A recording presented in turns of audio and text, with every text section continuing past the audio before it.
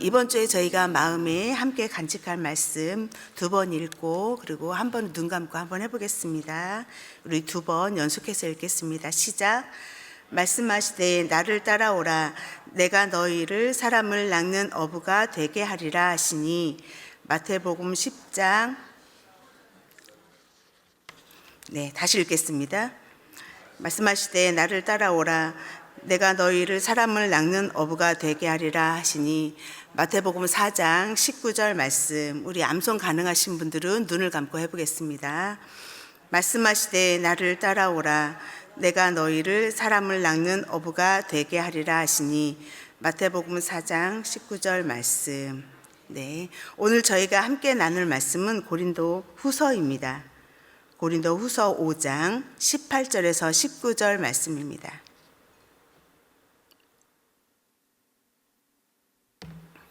고린도 후서 5장 18절에서 19절 말씀, 짧으니까 다 같이 합독하겠습니다. 시작. 모든 것이 하나님께로서 났으며 그가 그리스도 말미암아 우리를 자기와 화목하게 하시고 또 우리에게 화목하게 하는 직분을 주셨으니 곧 하나님께서 그리스도 안에 계시사 세상을 자기와 화목하게 하시며 그들의 죄를 그들에게 돌리지 아니하시고 화목하게 하는 말씀을 우리에게 부탁하셨느니라. 아멘. 저희가 함께 나눌 말씀의 제목은 화목하게 하는 직분입니다. 여러분, 사람이 가장 힘들 때가 언제일까요? 여러분들은 언제가 제일 힘드세요? 돈이 없을 때, 재정이 갑자기 무너졌을 때, 이달에 한 달을 살아야 되는 금액이 이만큼인데 나 잔고는 없고 그럴 때 많이 힘드신가요? 아니면 몸이 아플 때 예배 가야 되는데 몸을 일으킬 수가 없어. 아니면 어떤 질병 때문에 내가 살 날이 얼마 남지 않았구나. 그런 것 때문에 힘든 분들이 여기는 안 계실 것 같기는 하지만 몸이 아플 때 그럴 때도 힘이 들지요. 때로는 뜻하던 일이 잘 풀리지 않을 때도 힘들고 그리고 뭔가가 내가 원하는 것을 취하지 못할 때도 힘이 듭니다. 근데 많은 사람들이 보통적으로 그리고 공통적으로 힘들어 한다고, 내가 이것이 정말 힘들다라고 고백하는 그런 일들이 있어요. 그거는 뭐냐면 관계가 어려울 때예요. 사실은 몸이 아프면 누가 간호해 주는 사람이 있고 힘 주는 사람이 있고 챙겨주는 사람이 있고 그러면 어떻게든 버티고 힘을 내려고 해요. 재정이 힘들면 옆에서 따뜻한 손길 하나에도 위로를 받고 다시 힘을 내기도 합니다. 우리 교회에 몸이 아픈 집사님이 한 분이 계세요. 집사님이 아니라 권사님이시죠. 최 권사님이 계십니다. 오랜 동안 지금 암 투병 중에 계셔요. 근데 수년 동안의 그 암투병 중에 계시고 정말 위험한 고비도 여러 번 넘기셨어요. 중환자실도 여러 번 왔다 갔다 하셨습니다. 그래서 통증이 너무 심해가지고 잠을 자지 못하는 날들도 수없이 많으셨다고 고백해요.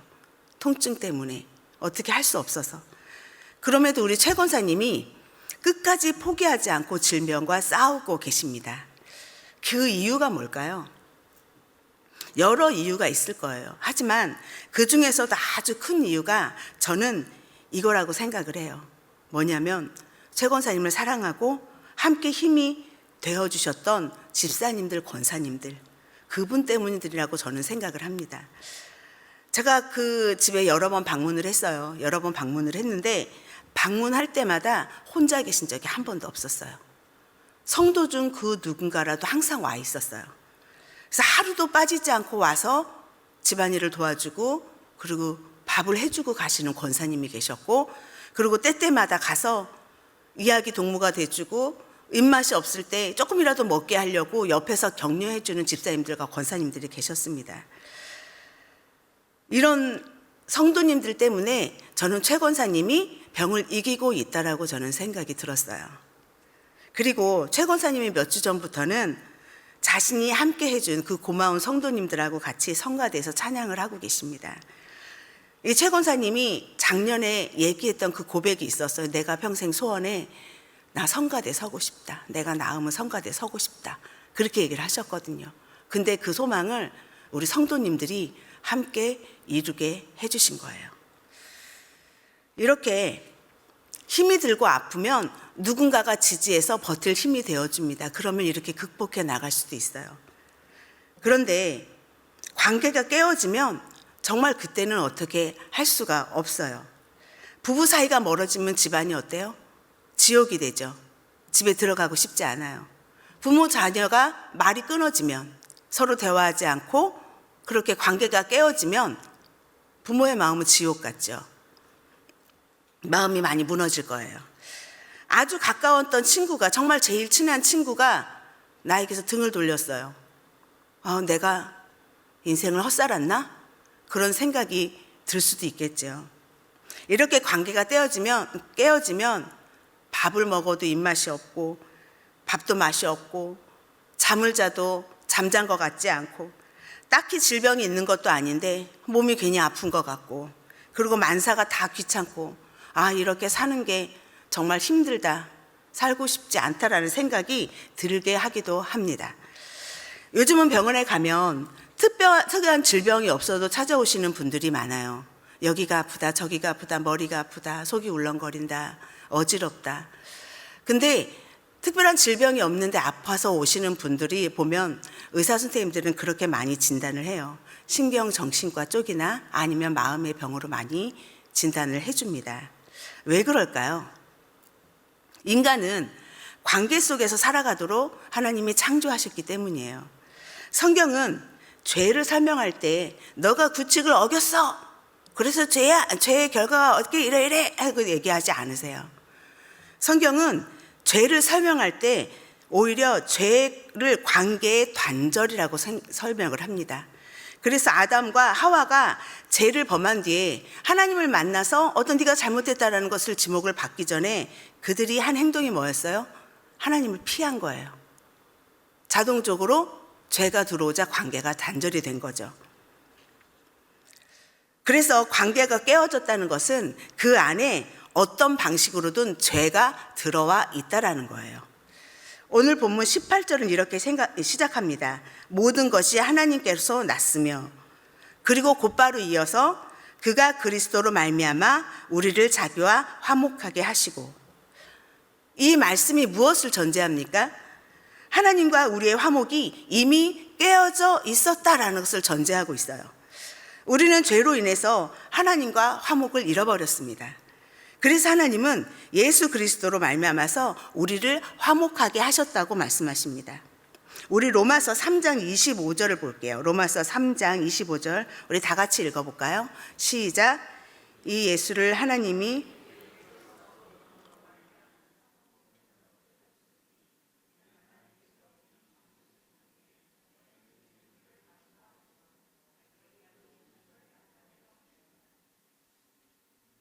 예수 그리스도로 말미암아 우리와 화목하게 하셨다는 말은 그리스도를 화목 제물로 삼으셨다는 이야기죠.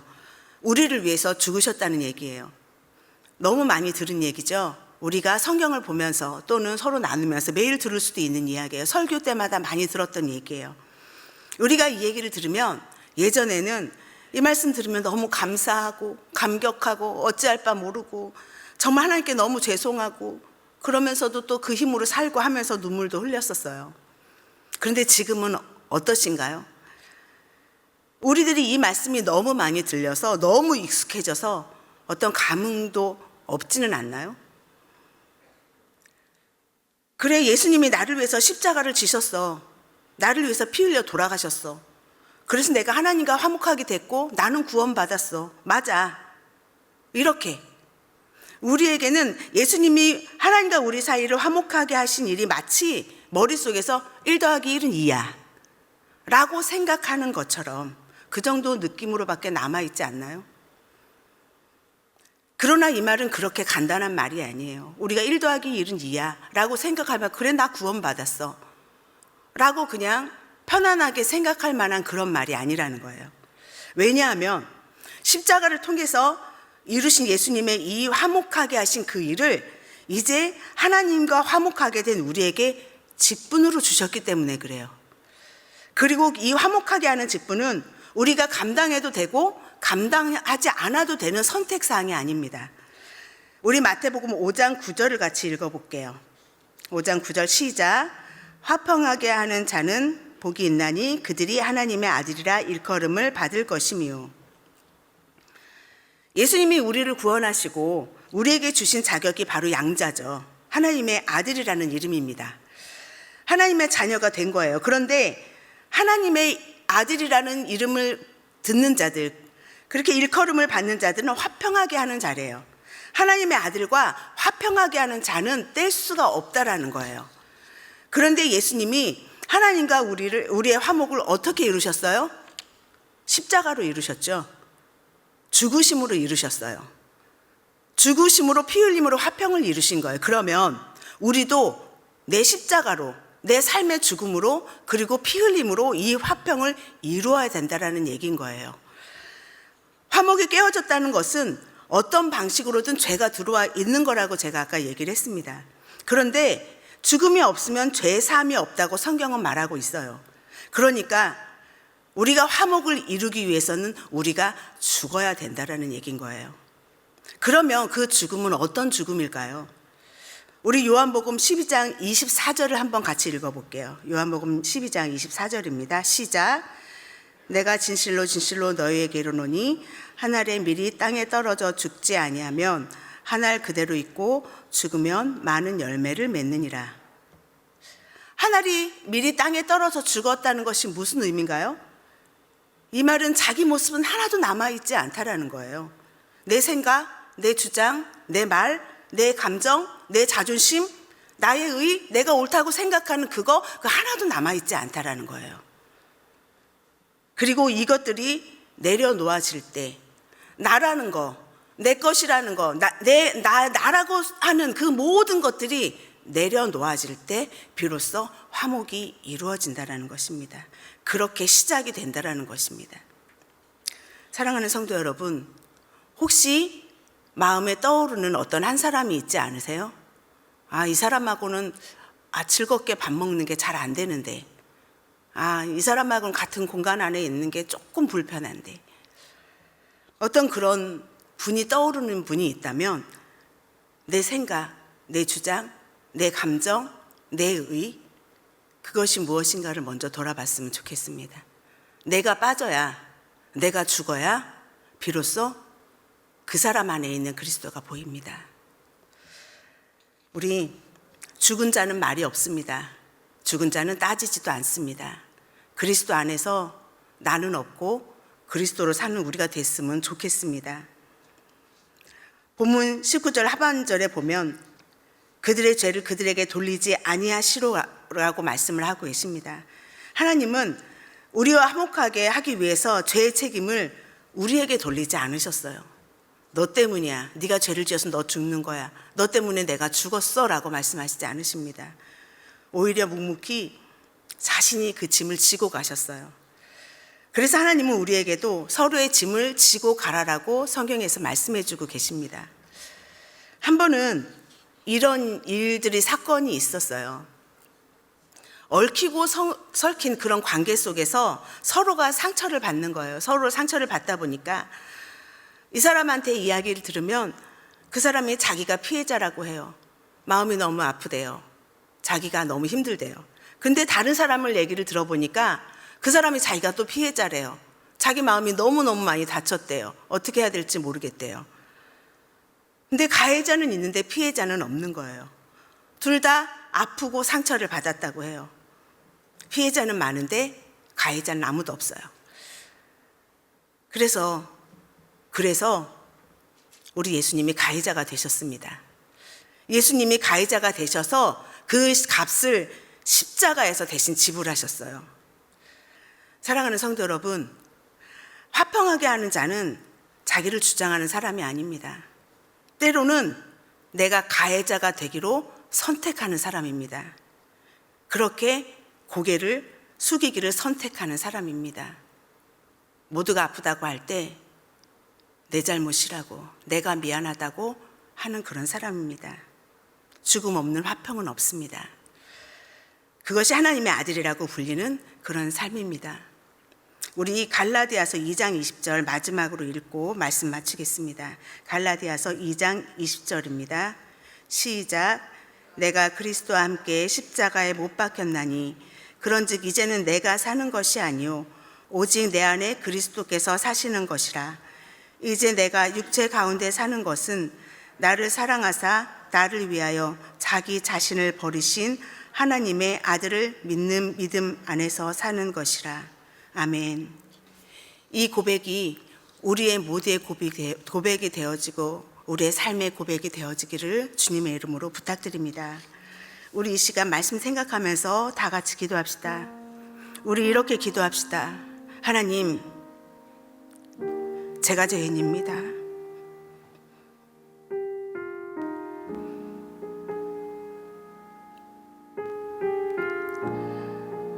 제가 화평을 깨뜨렸습니다. 주님, 저를 용서해 주세요. 주님, 주님의 십자가의 사랑이, 그 고귀한 그 피 흘리심이 저를 살리셨습니다. 하나님, 이제 저도 주님이 주신 그 귀한 직분, 화목해 하는 그 직분을 내 십자가를 지면서 내가 고개를 숙이면서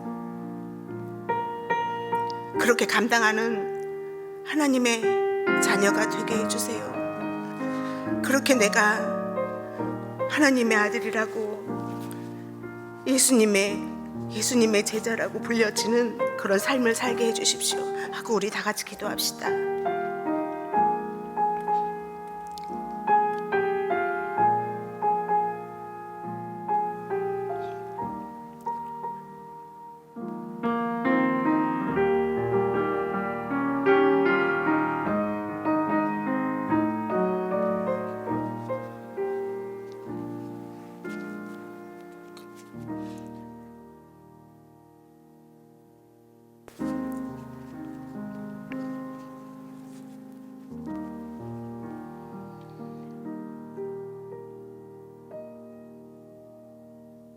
하나님 아버지, 주님은 저희에게 한 번도 탓을 한 적이 없습니다. 너 때문에 내가 피를 흘렸다고, 너 때문에 내가 너무 힘들었다고 그렇게 말씀하신 적이 없습니다. 오히려 내가 피 흘릴게, 내 아버지 하나님하고 친해질 수 없겠니? 내 아버지가 그렇게 원하는데 하나님하고 함께 동행하면서 그렇게 살 수 없겠니? 내가 대신 피 흘릴게. 내가 너의 모든 허물을 덮어줄게. 죄가 없다고 해줄게. 그러니까 우리 화평하면 안 될까? 주님은 저희에게 그렇게 다가오셨습니다. 그런데 하나님, 저희는 그것을 잘 못하네요. 화가 나면 속상하다 그러고, 저 사람 때문에 아프다 그러고, 정말 저 사람이 잘못했다 그러고, 저것만 바뀌면 내가 편할 거라 그러고. 하나님, 그것이 저희의 모습입니다. 하나님, 그런 저희를 불쌍히 여겨 주시옵소서. 그리고 저희가 정말 예수님의 그 마음 닮아서 화평케 하는 자로 살 수 있게 저희들을 붙들어 주시옵소서. 저희는 할 수 없지만 하나님으로서는 할 수 있다고 예수님 분명히 약속해 주셨습니다. 그러니 하나님이 해 주십시오. 저희 안에 성령으로 충만하게 임하셔서 저희들을 인도해 주시옵소서. 약할 때 주님의 강함이 드러난다고 하셨으니 저희들의 약함 가운데 주님의 놀라운 능력을 보여주시옵소서. 세상이 변하는 것보다 내 생각 하나 변화되어지는 게 왜 그렇게 힘든지 하나님, 그것을 주님이 해 주시옵소서.